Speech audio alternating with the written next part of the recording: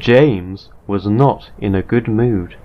He grumbled dreadfully as he hauled a long line of dirty trucks across a grey, unfamiliar landscape. He had unfortunately been in the wrong place at the wrong time. A diesel from the other railway had broken down, and it needed to take a goods train from Barrow to a little station in the countryside. James had been at Barrow when the news came in, and as the only engine available, what came next was inevitable. To James, pulling trucks was bad enough. Pulling dirty trucks was even worse. But pulling dirty trucks in an unfamiliar environment on a railway that had thrown this kind of engine onto the scrap heap felt like a living hell. James knew better, however, than to try and make a huge fuss. It would not only make things worse for him, but would also attract the Fat Controller's attention, and not in a good way. Besides, the station wasn't too far from Barrow, and all he had to do was leave the trucks, refill on coal and water, and then he could return to the sanctuary that was the island of Sodor. Soon, James reached his destination. The station was a small, simple one, with 2 platforms, but overall seemed well kept after. The station master stood waiting as James pulled up. "Oh, thank you very much," he said. "I was worried this wouldn't come in when that diesel broke down. Good thing you were around. There's a water tower and coal bunker over there." He pointed to a set of sidings behind the opposite platform from his. James could make out the tower and bunker, only slightly illuminated by the station lights. He could also see several boxy shapes lined up on one of the tracks. James assumed they were a line of vans, but upon closer inspection, he found out he was wrong. The boxy shapes were not vans, or rolling stock of any kind. They were actually a long line of diesels. James recognized them as Class 08 shunters. He had seen many of them at Barrow's yards. From what he heard, they were one of the most efficient modern shunters, as well as one of the other railway's most successful diesel designs. It was odd, though, that so many shunters would be here. A little station like this shouldn't need that many. Once he had shunted his trucks away, James steamed over to the water tower and coal bunker. The diesel stood in front of him on the opposite siding. James didn't make eye contact. He was not in the mood for a conversation. So he sat there, waiting as his crew went about refilling his tender. "I can't remember the last time I saw a steam engine here." James looked up. There were no people around, other than his driver and fireman, and he knew that voice wasn't theirs.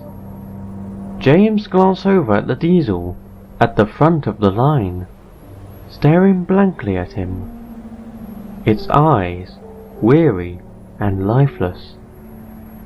James also noticed its body, rusty and dirty. It would seem it hasn't been cleaned in a long time. Then again, most shunters James saw were rarely looked after, in terms of their appearances, so he didn't think much of it. "What's it to you?" he grunted rudely. The diesel said nothing for a moment. It looked at the red engine all over. "You are quite a sight around here. Never seen a steam engine so clean, nor in such a bright color." "Well, my railway has taste when it comes to liveries." "Is that so? Where are you from?" "Sodor." "So that's why you looked so familiar." James stared. The second voice came from behind the diesel, from the second one in the line.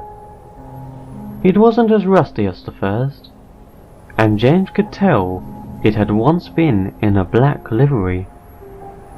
Then he looked at its face and gasped.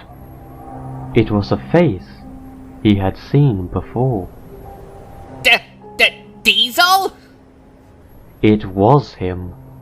And yet, he looked so different. He didn't seem like the devious, deceptive shunter he and the other engines saw all those years ago. Instead, he looked tired, sad, and quite lonely. Oh, so you two have met? I was on his railway long ago for a brief time. It didn't go well. What are you doing here? In fact, what are all of you doing here? Why would a station and yard this small need so many shunters? And who said we were shunters here? James raised an eyebrow. That was an unusual response. What do you mean? In case it wasn't clear from our conditions, we are not shunters. Not anymore. We have all been put here to await our inevitable fates. Now, James was even more confused, and also a little nervous. The tone in this Diesel's voice was starting to make him feel uneasy. But he tried not to show it. What fate? The Diesel gave a groan, filled with frustration. Is that why you weren't on his railway long, Diesel? He was that blind and brainless it was driving you insane? He was interrupted by James as he let off steam furiously. For your information, that Diesel tried to frame one of our engines, but we found him out and kicked him off our island. You think that just because I'm a steam engine you have any right to insult me like that? I'm just baffled that based on all that you see, you can't come to the obvious conclusion. What obvious conclusion? That we are all going to be scrapped, James! No one said anything. The silence lasted for quite some time. Then, James started to laugh. The two Diesels gave no response. Don't be so ridiculous! Do you really think you're in the same boat as our steam engines? Most of us are gone now because of you Diesels. How can you be under any threat? The Diesel sighed heavily. It seemed he was finding James quite exhausting. So that explains it all. You aren't brainless. You just don't know the truth. You've grown up on the belief that only steam engines are in danger of being scrapped. But diesels? They get off free. Nothing for them to fear at all. For a time, I once thought the same thing. A few of us here did. We thought we would never be thrown away, and that we would last forever, as long as we could function. However, the men at the workshops are always working to either improve old designs or create new ones. And sometimes they come up with something that meets all their expectations. Something that makes the old designs obsolete. And when they become obsolete, they are thrown away. It matters not if they are steam or diesel. If there is something simply better than them, then there's no need to keep them around. The Diesel finished by taking a deep breath, and then went silent, seemingly waiting for a response from James. James didn't say anything. He had been listening closely, and was thinking it all through. He couldn't deny it did make some sense. Railways always did strive to be the very best they could be, and that always meant new creations in either the motive power or how goods and passengers were carried. Even so, he wasn't entirely sure if this really did apply to diesels, as the one in front of him claimed. Diesel was watching the red engine closely, and could tell exactly what he was thinking. If you still don't believe what the engine is saying, How do you explain that over there? His eyes turned to his left. James looked over to what he was referring to. And then he froze. What? What he saw couldn't be real. There was no way it was. There, on the ground alone, stood the rusted remains of a diesel, the same kind as the ones that stood before him. It was faceless, had no wheels or buffers. It was nothing more than an empty shell. That poor engine was cut up 2 days ago. He accepted it, but only hoped it would be quick and painless.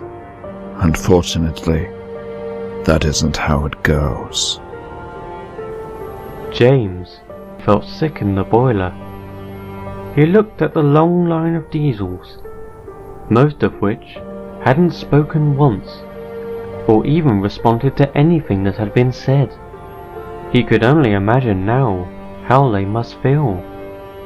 Lonely and worthless. James for many years had made his distaste of diesels very clear. He thought almost all of them were rude, disrespectful and troublesome. There were exceptions, of course. Boko, Bear, Mavis and even Daisy. But they were a minority. What he didn't make public though, was that to some extent, he wished that diesels also faced the scrapyard. That way, they would get a taste of their own medicine. He believed such a thing would never happen, but he still thought about it. Now, he had come to the realization that what he had wished for was happening, and yet, it felt wrong. It was horrific and undeserved, even for Diesel. What he did all those years ago was truly disgraceful, but this was too far as a punishment. No engine should ever have to go through this. Just then, James's crew entered his cab. He had been fully refilled with coal and water, and it was now time to leave. James looked over at the diesels one final time, who just stared blankly back. Just as the driver opened the regulator, James spoke quietly. I'm sorry. Without saying any more, James puffed out of the siding and began his long journey back home.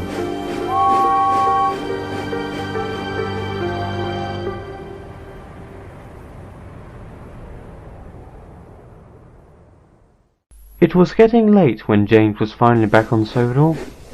The journey had been silent, save for his constant puffing. He hadn't spoken a single word. Eventually, he arrived at the mainline sheds. There were only a few engines currently inside, having conversations with each other and taking little notice of James. He then looked over to the far left corner and saw Edward resting on his own. James felt a small sense of warmth. If there was any engine he could be open to, he knew it was him. The old engine smiled as he saw James. "Good evening, James. I heard you had quite a journey beyond Sodor. How was it?" James's warmth immediately vanished. Already he was given a hard question. "James? What's the matter?" James looked up at Edward. He was unsure if he was really ready to tell Edward what had happened, but he knew Edward was worried, and saying nothing wouldn't get rid of that. So, he took a deep breath and told him everything. He told him about Diesel, about the other shunters, about what they said, and how he had learned a cold hard truth that struck back so many things he had believed for years. Edward listened carefully. "Oh, I'm sorry, James," No engine should ever have to see something so horrible. He looked closely at James, noticing his expression. Not only could he see sorrow, but also guilt. He didn't need to ask though, as he knew exactly what he felt guilty of. As hard as it may have been, I can tell you have learned a very important lesson. James completely understood. He slowly backed further into the dark corner of the shed. A sadder and wiser engine.